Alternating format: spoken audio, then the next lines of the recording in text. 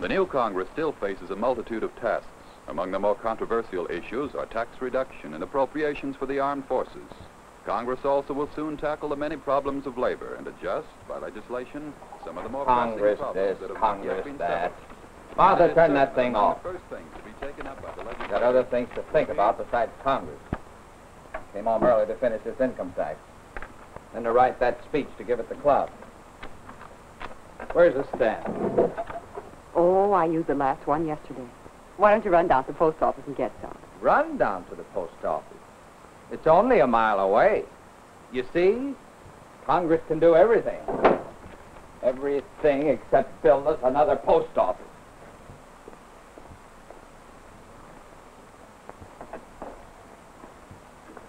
Two threes in an airmail. Afternoon, Bentley. Hello, Williams. Suppose you're going down to register. Register? For what? Why? For the congressional elections this fall. Don't forget, we want Pierce for Congress.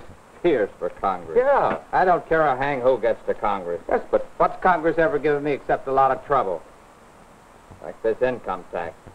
Has Congress given us the new post office we need? well, but No. You know what I think? I think we'd all be better off if there wasn't any Congress. Hereby declare this Congress to be suspended indefinitely. Stamps? The man who wants to buy stamps. There aren't any more stamps. Can't you read? Congress is gone. So's the postal system. The Williams Postal Service will deliver letters for $1 an ounce. But not these dollars. United States money is no good. See, Congress had the power to issue money, but no more. Only New York money is good here. Go over to the currency exchange, Bentley, and take your letters. But don't bother about mailing this income tax. There's nobody to collect federal taxes. Oh, yes. Lots of things are different without the powers of Congress. You'll see. Pretty, aren't they? You see, every state is printing its own money now. You remember? Oh, you don't believe it about Congress being suspended? Well, go ahead. Go to Washington. See for yourself. A round-trip ticket to Washington? That'll be 600 New York dollars. That's right, Bentley. You're catching on. No Congress, no regulation of commerce, no regulation of railroad fares. Oh, you don't like it. You want to take it to court. Go ahead. Don't be so surprised, Bentley. The states have to create their own armies and navies and air forces because there's no Congress to provide for national defense.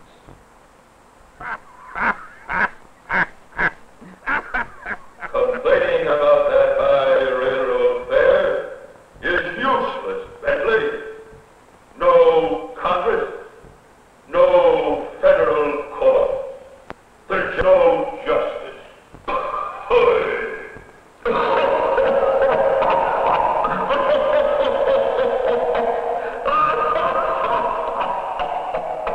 well, back at the old office, eh, Bentley?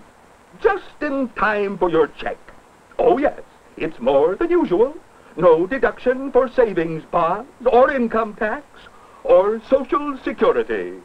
With Congress suspended, the whole Social Security system has fallen through. So you'll have to look out for yourself when you lose your job.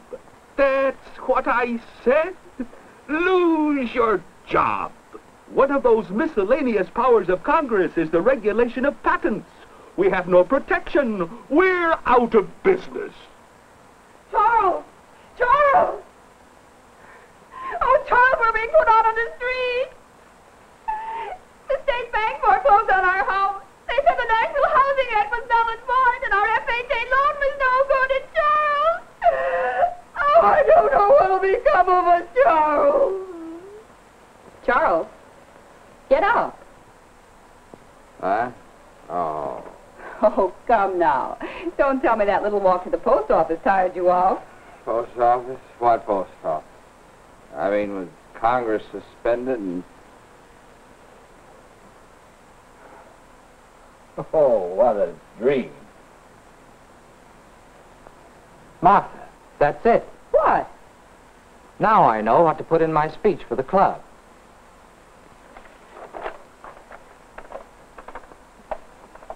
And so, gentlemen, my topic is the powers of Congress. None of us ever hesitates to criticize Congress at every opportunity.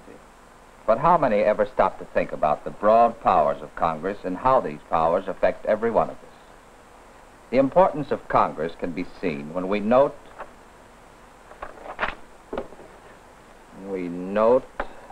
that the framers of the Constitution devoted the very first article to that branch of our government. All legislative powers herein granted shall be vested in a Congress of the United States, which shall consist of a Senate and a House of Representatives. Consider the wide-reaching powers of Congress. Laying taxes, regulating commerce, coining money, establishing postage, creating federal courts, declaring war, providing an army and navy, and making all laws necessary for carrying out those powers. Now, gentlemen, these powers reach right into our homes, into our very lives. For instance, we know that the food we eat is pure. Why? Because it's inspected under laws made through the power of Congress to regulate interstate commerce. This same power includes control of railroad fares and freight rates, the commerce of the air, and the traffic of cross-country trucking. Congress even limits the number of hours we work and the minimum salaries we're paid. This is done under its authority to make all laws which shall be necessary and proper for carrying into execution the foregoing powers. These are commonly called the implied powers of Congress. Interestingly enough, the first use of these implied powers was the establishment of our national banking system, which operates under congressional authorization. Of course, everybody knows that Congress has the power to levy taxes, and we're always ready to complain about taxes. Taxes on perfume and other luxury items, and on gasoline and other things that are not luxuries. But we're not so ready to appreciate what we get from Congress in return. The network of federal highways that span our nation, the great reclamation and power developments, our magnificent national parks and forests, protection of our health, promotion of foreign trade, assistance given farmers through such things as crop insurance and scientific information, and assistance given homeowners through agencies like the Federal Housing Administration. And remember, gentlemen, those are only a few illustrations of how the powers of Congress affect each one of us. So your personal welfare, as well as the welfare of your country, depends upon your active interest in electing to Congress men and women of such.